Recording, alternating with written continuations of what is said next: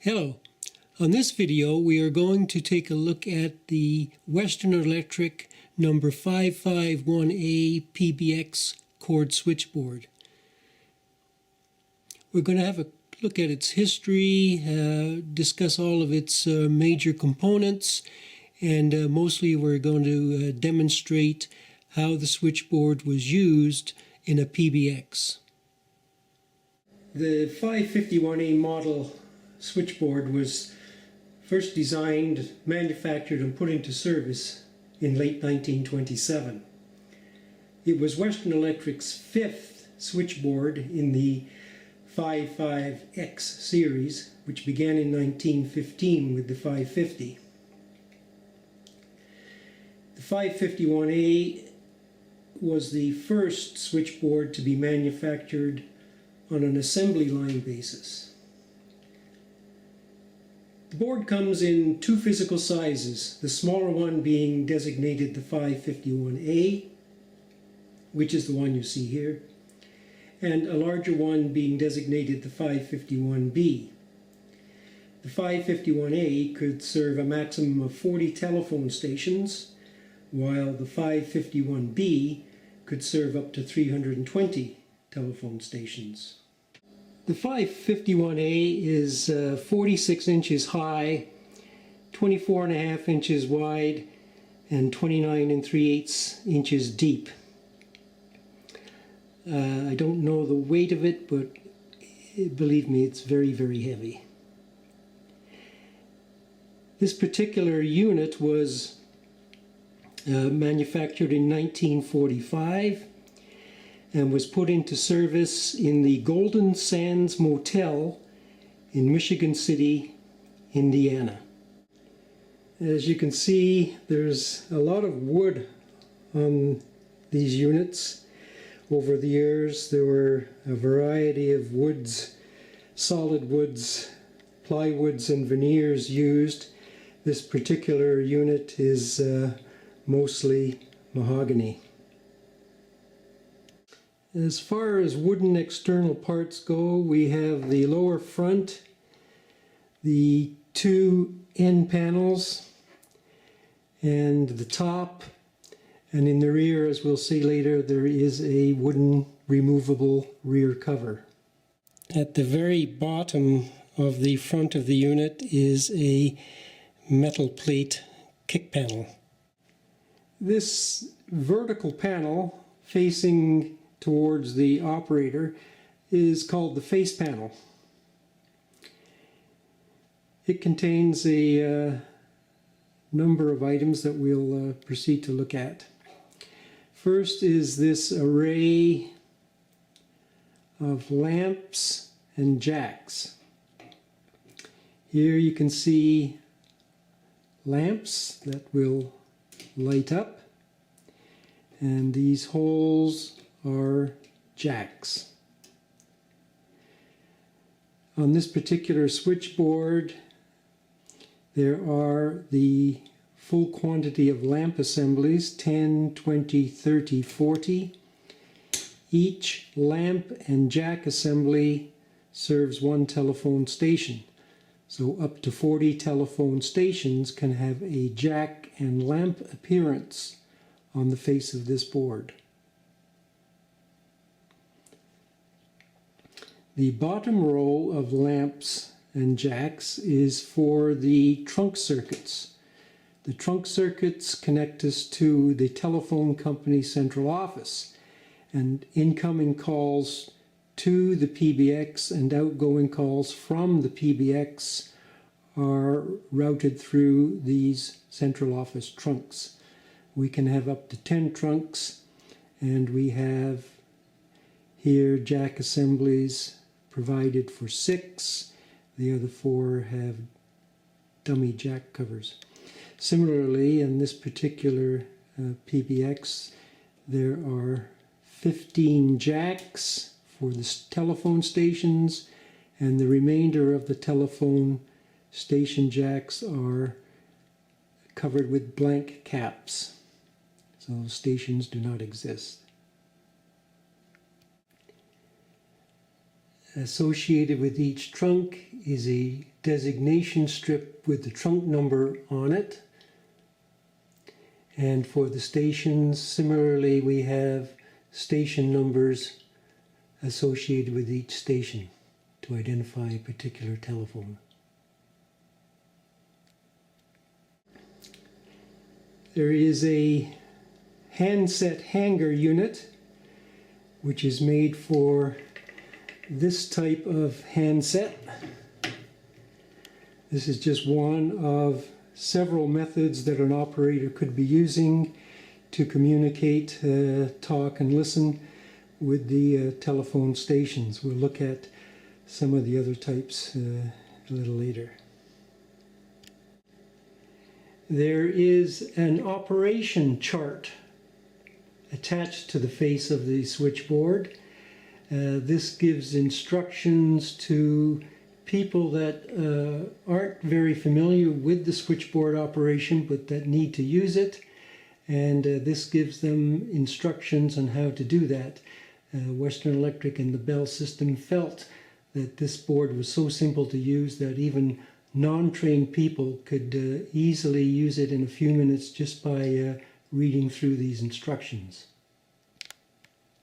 There is the little plate that designates this as a Bell system product made by Western Electric. In the lower left corner is a rotary knob that is used to control the volume of the Audible Buzzer, the alerting buzzer.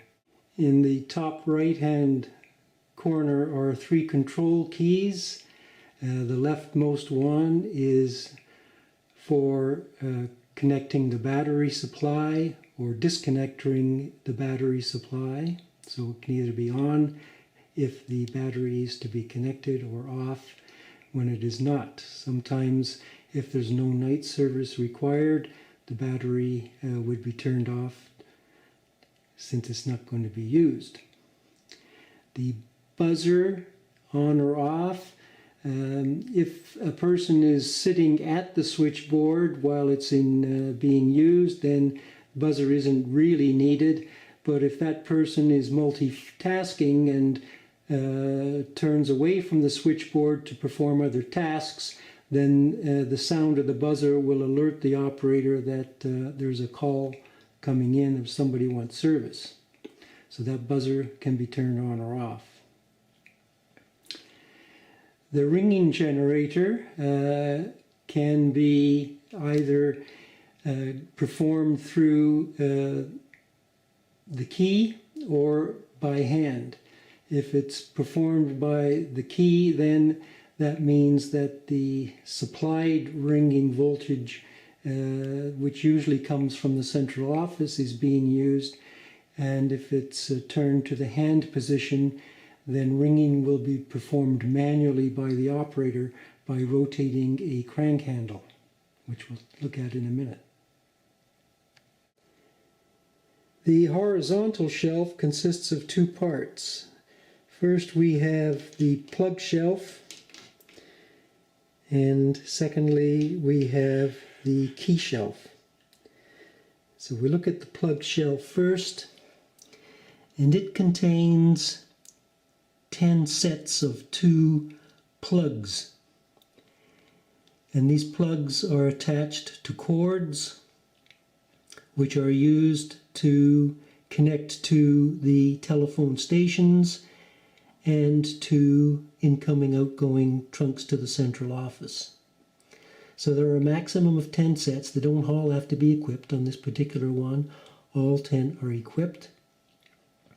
And one particular cord circuit contains the front or the rear and front plugs and their associated cords. The row of plugs closest to the face panel are called the rear plugs, and the row of plugs closest to the operator are called the front plugs. Here we'll have a look at the attached cord to the plug. It simply pulls up quite a long way to make sure it can reach all the jacks, and it would be plugged into a particular jack when the operator needs to use it for a call. The key shelf provides a maximum of 10 sets of keys, 2 keys per set. The row of keys closest to the face panel are called the rear keys. The row of keys closest to the operator are called the front keys. And these are set up so that they line up with their associated plug and cord set. So one particular cord circuit consists of the 2 plugs, the supervisory lamps, and the 2 keys, one associated with the rear plug and one associated with the front plug. So that constitutes the operating apparatus associated with one cord circuit. So then this would be the 2nd cord circuit, the 3rd, and so on all the way down to the 10th cord circuit. So 2 plugs, 2 supervisory lamps, one for the rear, one for the front, 1 key for the rear, 1 key for the front. Now these keys are set up so that you can operate them forwards and rearwards. And they're all set up so that if you operate them rearwards, they will lock into position until you release them. If you move them forwards, they don't lock. So if you want it to be in the forward position, you have to hold it there with your finger until you want to release it. Front keys are the same. They lock in the backward position. They do not lock in the forward position. And we'll see a little later that this is set up because of the functionality that's required from these keys. The key shelf also has a dial assembly. In this case, it wouldn't have a dial if the central office was a manual type, but where this particular switchboard was used, the central office had a dialing system, and so this board was equipped with a dial so that calls could be, outgoing calls could be completed by the operator using the dial. There is extra space in front of the key assemblies to allow for a writing pad so that the operator can jot down phone numbers, names, or whatever other information is required to assist with the telephone station customers. This vertical panel below the key shelf is called the lock rail. It's called the lock rail because it has a lock, and it has a lock because the key shelf is hinged by a piano hinge and can be tilted upwards to access the circuitry underneath. And it's locked or lockable because people that don't know anything about the equipment shouldn't be lifting this up to look inside, or indeed, to worse, to even store little items in there as a convenience. So it's kept locked except when a repairman comes to have a look at a trouble. I'll just show you what it looks like when we lift it up. Okay, so there's a piano hinge at the back. We'll tilt this up and have a look inside. There are the bottom parts, the active parts of the keys, the spring assemblies with their contacts and all of the associated cabling.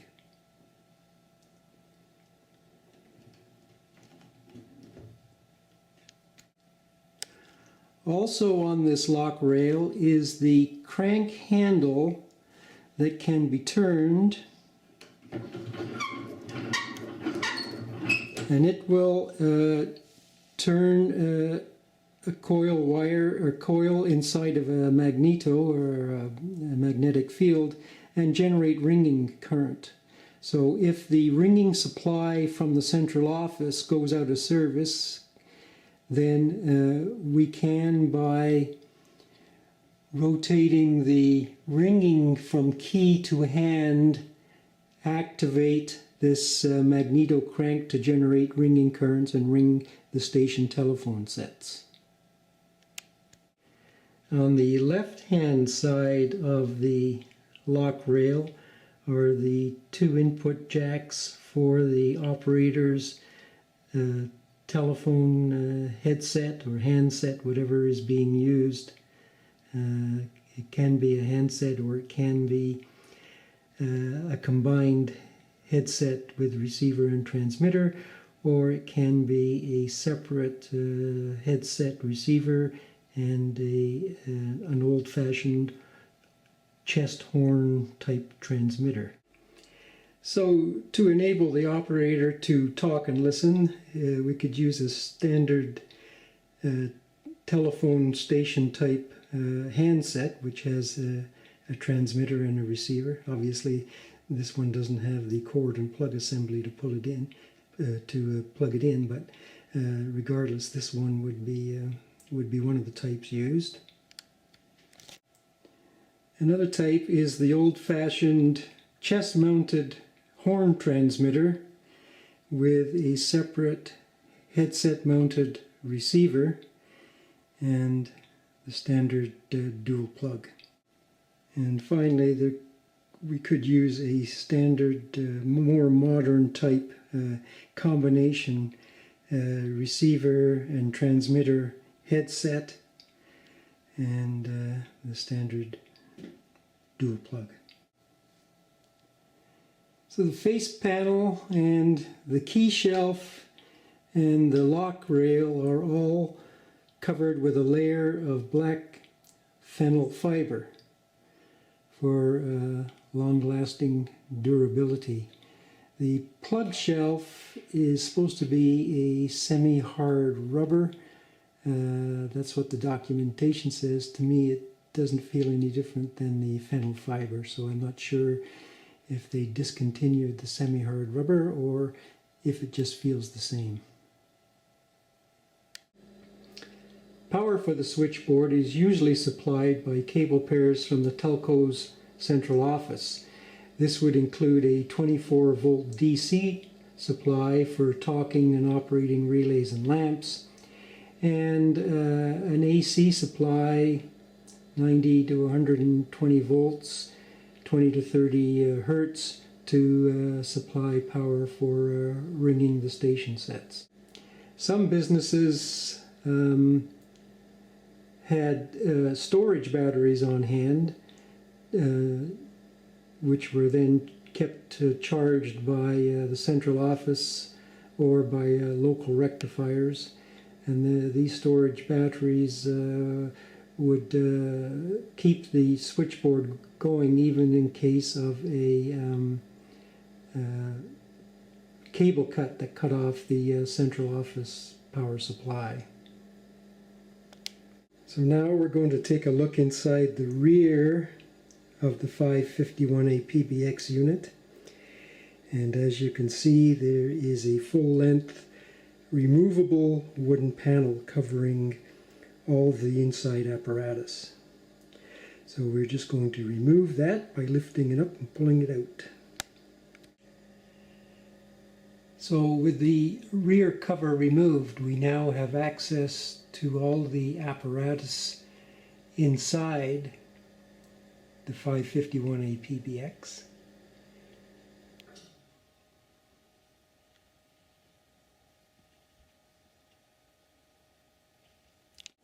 So starting at the top, we have two terminal strips to accommodate cable terminations. And then we have all the cabling coming from the telephone station jacks and lamps. In this corner there is the Audible Buzzer assembly. The lower half contains all the miscellaneous relays, resistors, and other apparatus that belong to the various circuits. And this is all mounted on an iron swinging gate, so we have access to both the front and the rear of all of this apparatus. Little latch gets pressed in there, and there's a handle on top, and I can open this gate.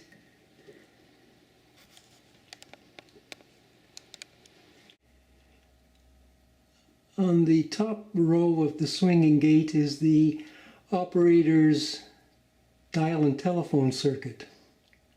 This contains the equipment that lets the operator listen and talk and allows connection to the dial to dial outgoing calls. The next 6 rows of apparatus is the equipment that's associated with the 10 cord circuits. Here I have removed the can cover on the top row, which exposes then all the flat spring relays associated with the cord circuit. And these are actually the T relays. Below that is a row of 10 E relays. And then C relays, A relays, and R relays. And I'm missing a couple of covers for, or 3 covers there for 3 of the relays. And the bottom row of the cord circuit there has the 10 S relays. And the bottom 2 rows of the swing gate contain more apparatus associated with the cord circuits. Between the 2 rows of cylindrical shaped apparatus, there are 2 rows of equipment associated with the outgoing incoming trunk circuits. When the gate is swung open, you can see that there is a plywood protector board that is there to protect the rear of all the components, the relays and other components of all the circuits in the PBX from damage caused by the swinging of the cords and the weights as they are moved up and down to make and release connections. The weights at the bottom will swing and bump against the wooden protector board, as you can see by the marks on it, and this protects the relay equipment on the other side of that protector board. The plywood protector board is easily slid out, and on the inside of it is the complete circuitry schematic diagram for the 551A PBX. So here we can see I have removed the protector board, and now the cables and the contacts of all the circuit relays are exposed for repair access. Now I'm going to pull up on one of the cord circuits from the plug where the operator would pull up on it, and we'll see what happens here.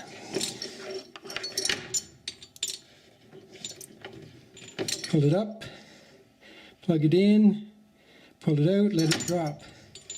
So you can see there's some swinging involved, and that's why the protector board is required. Just in front of the cords, we can see the magneto, the horseshoe magnets there, and they can just see part of the crank wheel. So that's how we generate ringing current in the manual mode.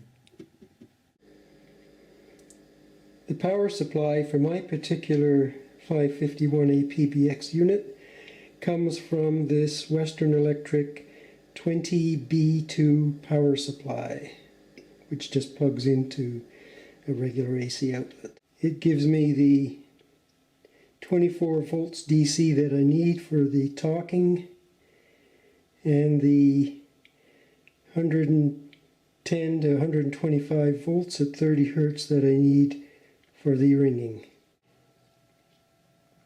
So the main purpose of the switchboard is to connect the local PBX stations together for telephone calls when they need them, and also to connect these stations to the outside world using the trunks when they need to make a call beyond the PBX, or indeed to receive calls from the world that need to reach stations within the PBX.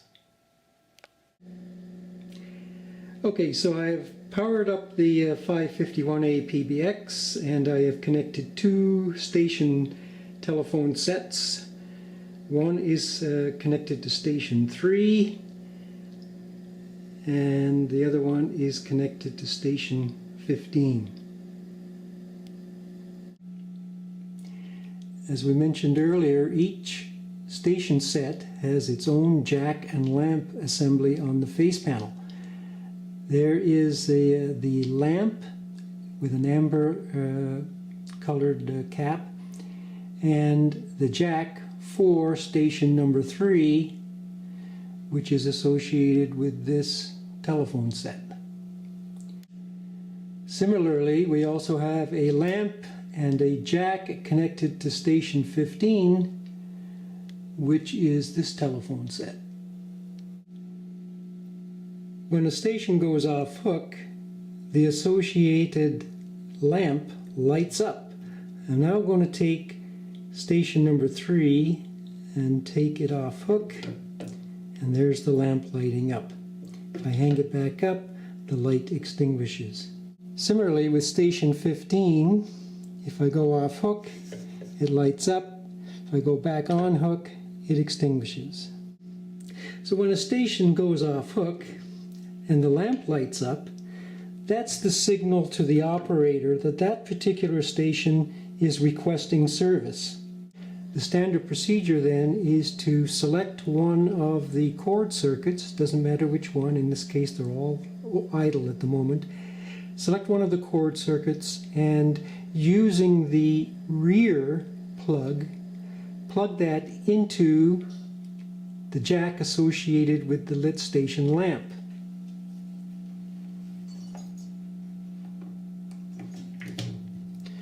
Two things happen when that occurs, and that is that the station lamp extinguishes while the front, not the rear, even though we plugged in the rear cord, the front lamp of that cord circuit is lit. Now at this point the operator can't talk to the subscriber. In order to activate her talking and listening circuit, the front key of that cord circuit that's being used must be pushed to its rear locking position. At this point, the operator and the station can now communicate with each other. The operator asks the station what kind of service they would like, and in this particular case we're going to try to complete a call within the PBX. So station 3 requests a connection to station 15. To make that call, the operator takes the front plug of the cord circuit that she used to answer the calling subscriber and plugs it into the jack associated with the called station. Station 15 may now be alerted by ringing the telephone set, and to ring the telephone set, the front key must be pulled forward.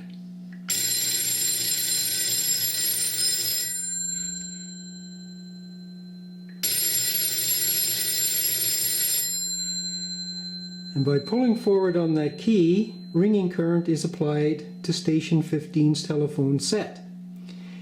Notice that the ringing cadence, that is the stops and starts of the ringing, is manually controlled by the key. There is no automatic ringing and silence interval.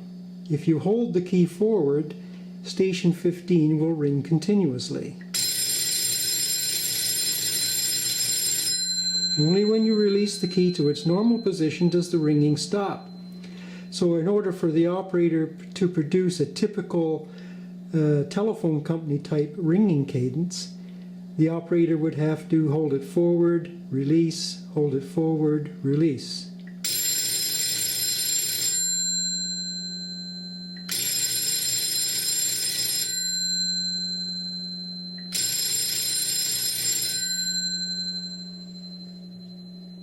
Station 15 can respond to the call by going off hook.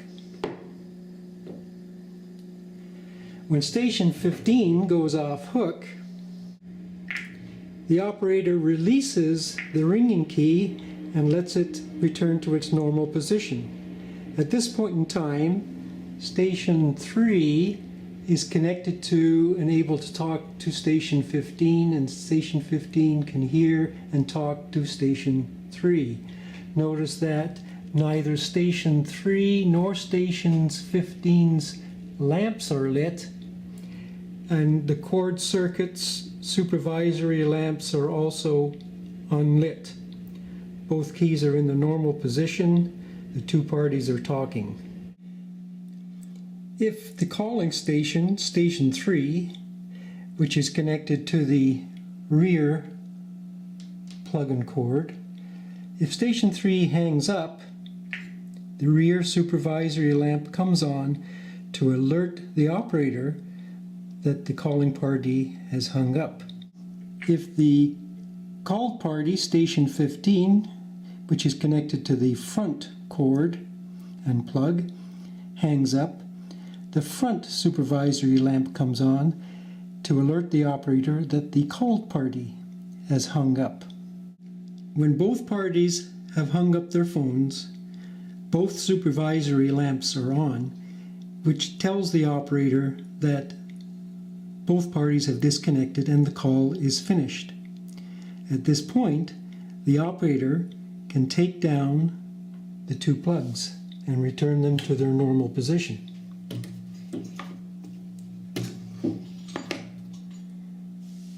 When that happens, the two supervisory lamps are extinguished and the whole cord circuit is back into its normal position. Both the keys, the lamps, and the plugs and cords. Ready? When a call is in progress, such as station 3 talking to station 15, and they want to alert the operator to join the conversation, they can flash the switch hook.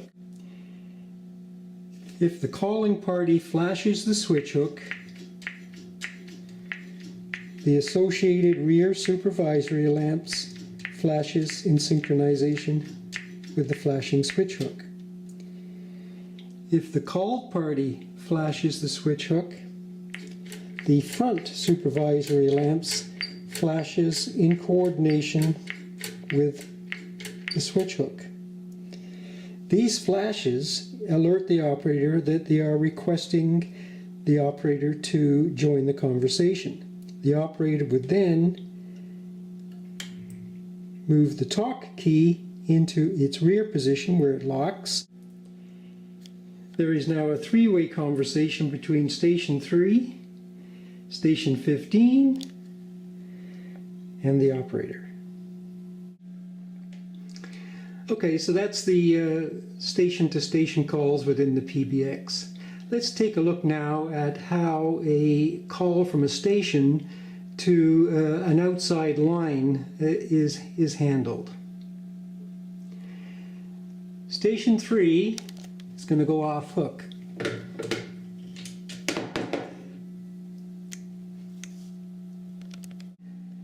This lights station 3's lamp, which alerts the operator that a call for service is being requested. So as before, the operator takes the rear plug of a cord circuit and plugs it into the jack associated with the calling station. Puts her front key of that, the supervisory lamp is lit. The station's lamp has been extinguished. The front key of that cord circuit is now pushed back to its locked position so that the operator can talk to the station. The station asks the operator to connect to an outside line and gives the operator the telephone number to be called. The operator now takes the front plug of the cord circuit being used and plugs it into an idle outgoing trunk.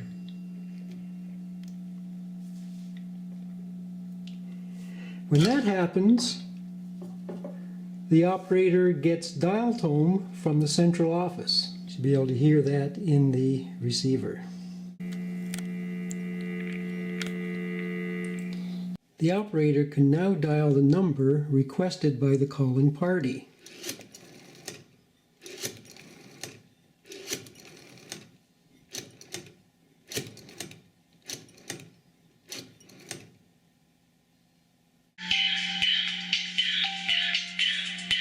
And the telephone at the far end rings. This case happens to be a very nearby cell phone.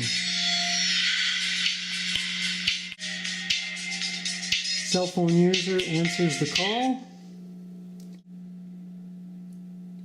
and the cell phone is now connected to station number 3. As far as the lamps go, there are no supervisory lamps or jack lamps on. The operator releases the talk key to remove him or herself from the conversation. If the calling party hangs up,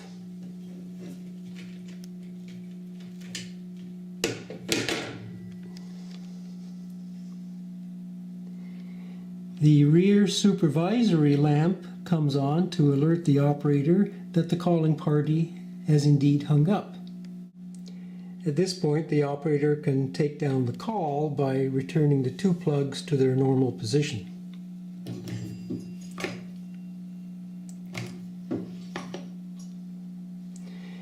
Back to normal, the 2 plugs are in their rest positions, there are no supervisory lamps on, the keys are in their normal position, and there are no station jack lamps or trunk lamps on. Okay, so now let's look at how we process a call coming from outside the PBX to a station within the PBX. So let's suppose we have a call coming from outside that's going to be going to station 3. So a station outside of the PBX is going to call the main number of the PBX. The central office selects a trunk to the PBX, and when it connects to it, the trunk lamp lights up, alerting the operator that an incoming call requires service.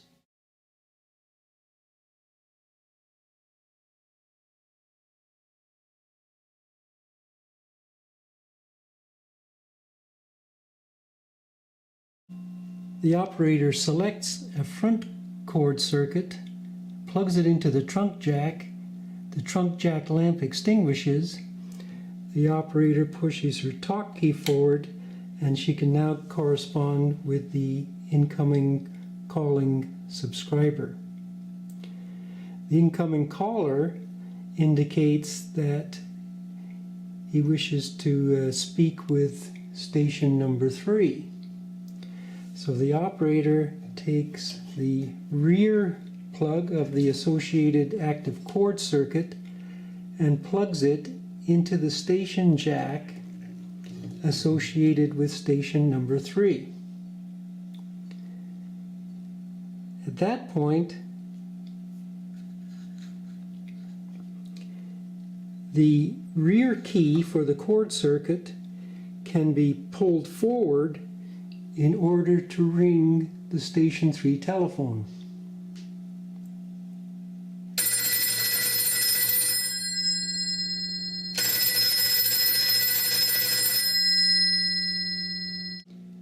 station 3 picks up the telephone, the operator returns her talk key to its normal position to disconnect from the call, leaving station 3 connected to the incoming call on trunk number 1 in this case.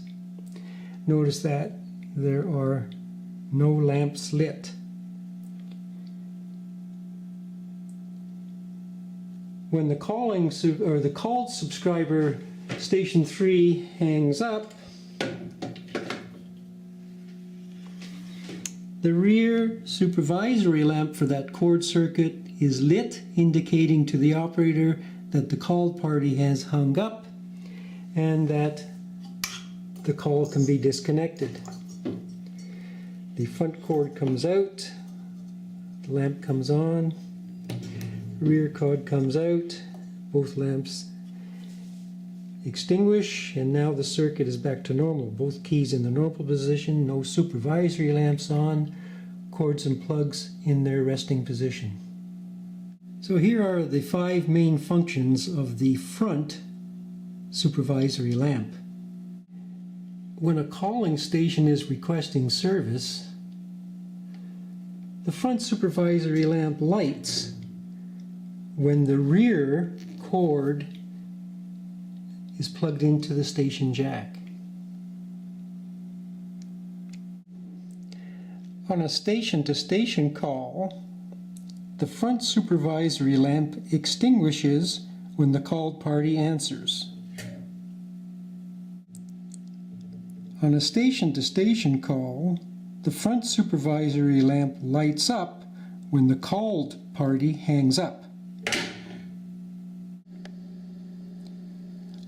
On a station-to-station call, it flashes if the called party flashes the switch hook to obtain the operator's attention to join in on the conversation. On an outgoing call, the front supervisory lamp extinguishes when the operator plugs the front cord into an outgoing trunk.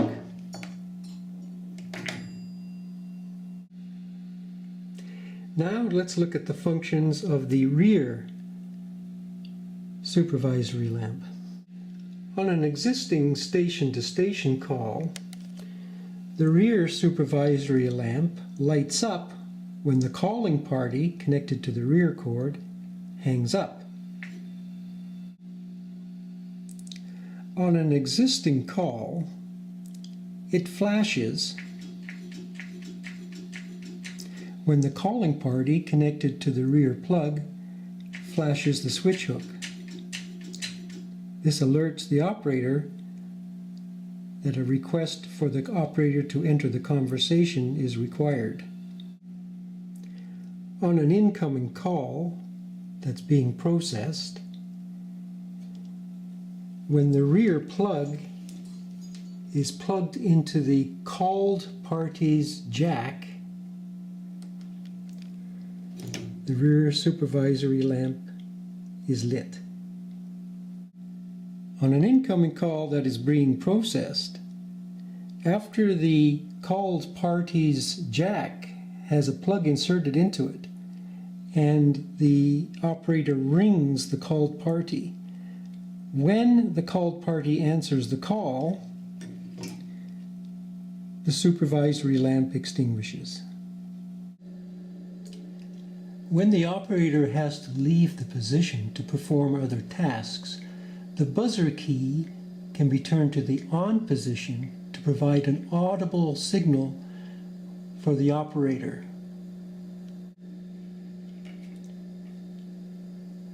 Now the buzzer switch is in the on position. A calling party goes off hook to request service, and the buzzer sounds, as well as the lamp for the calling party being on. The buzzer sounds to alert the operator to get back to the switchboard.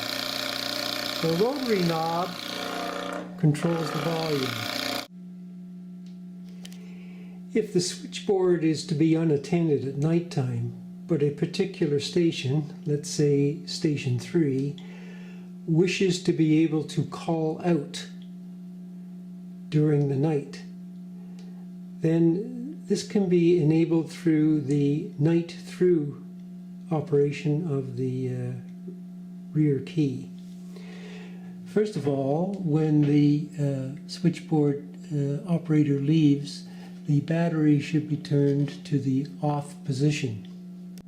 Once the battery has been turned off, the station requiring outgoing service during the night can now be connected to an outside trunk. This is accomplished by plugging a front cord into a trunk and plugging the rear cord into the station jack associated with the party requiring service. And then the rear key is pushed back to its lock position. This is the night through position. This is what transfers a path between the outgoing trunk and station 3. When station 3 goes off hook, dial tone can be heard in the receiver.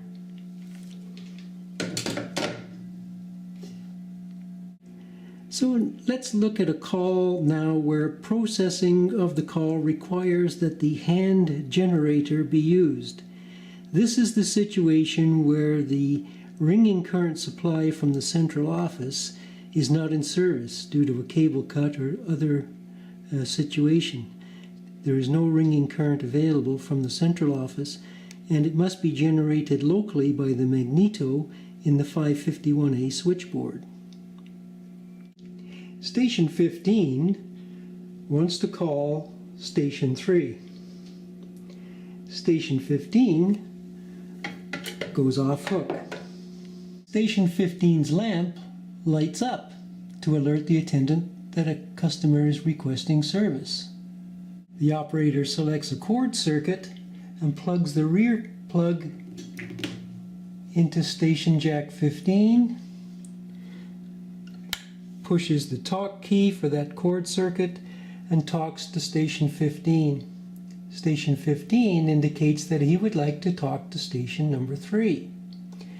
The operator picks up the front cord and plugs it into station 3's jack.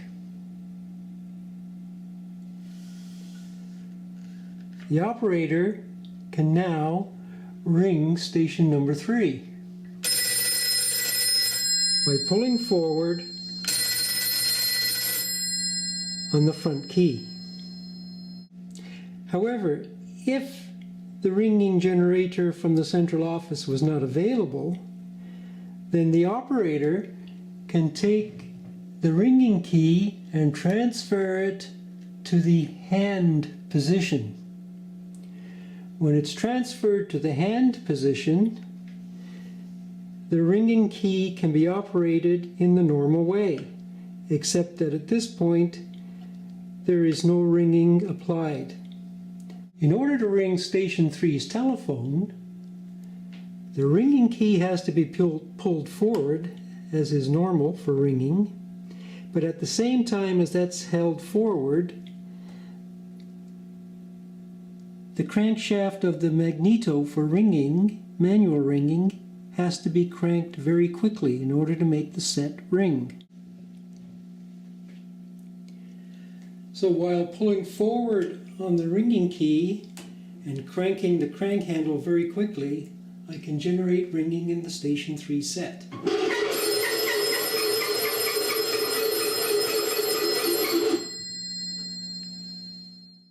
Well, that completes my presentation on the 551A PBX. Thank you for watching it through. I hope you found something worth your time, and enjoy the rest of your day.